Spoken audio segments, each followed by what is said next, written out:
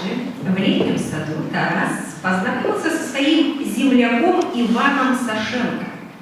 Тот вывел Тараса в свет, познакомил с Василием Жуковским, Карлом Брюловым, и оба, и поэт, и художник, очень симпатизировали Тарасу и признавали, безусловно, его художественный талант.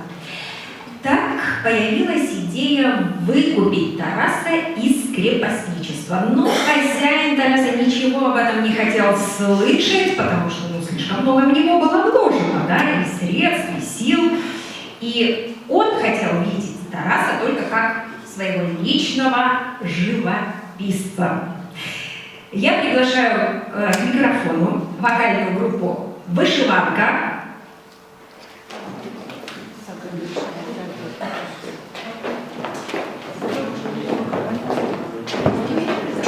Купи.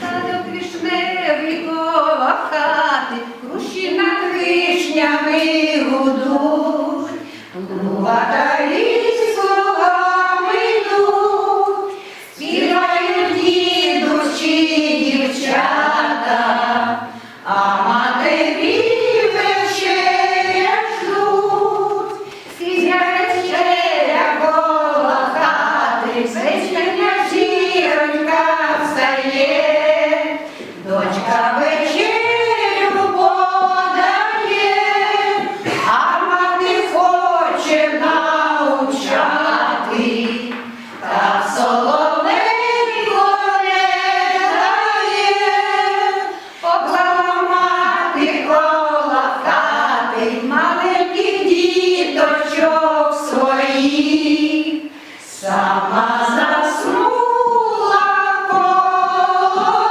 їх, затихло все, тільки дівчата, та соловейко не затих.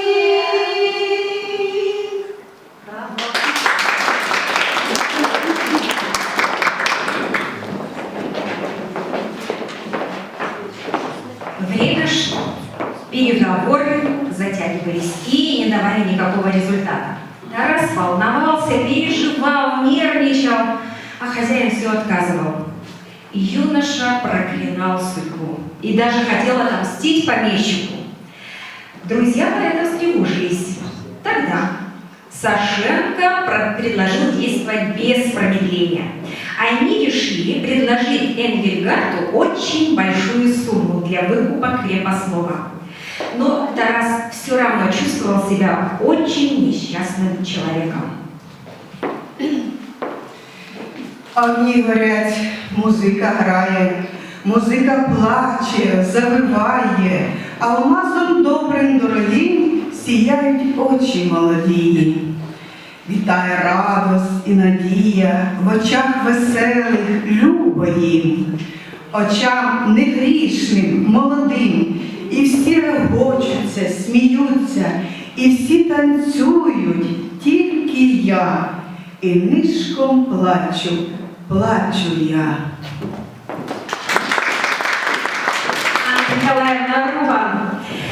В апреле 1838 года в Анечковом дворце прошла лотерея.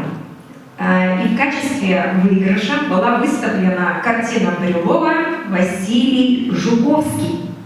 Желающих выиграть этот портрет собралось довольно много. И вы представляете, было выручено аж 2500 рублей, да, теми деньгами. И все эти деньги пошли на выкуп крепостного Тараса. Свобода окрылила поэта. С этого момента 5 лет его жизни, пожалуй, были самыми счастливыми. И в знак особого уважения и глубокой признательности Жуковскому он написал, посвятил ему поэму «Катерина». Уже свободным он поступил в Академию художеств, стал учеником и товарищем художника Брюлова. Живу, учусь, никому не кланяюсь и никого не боюсь, кроме Бога. Великое счастье быть свободным человеком. Написал поэт в своем дневнике о тех временах. Дорогие друзья, внимание на экран.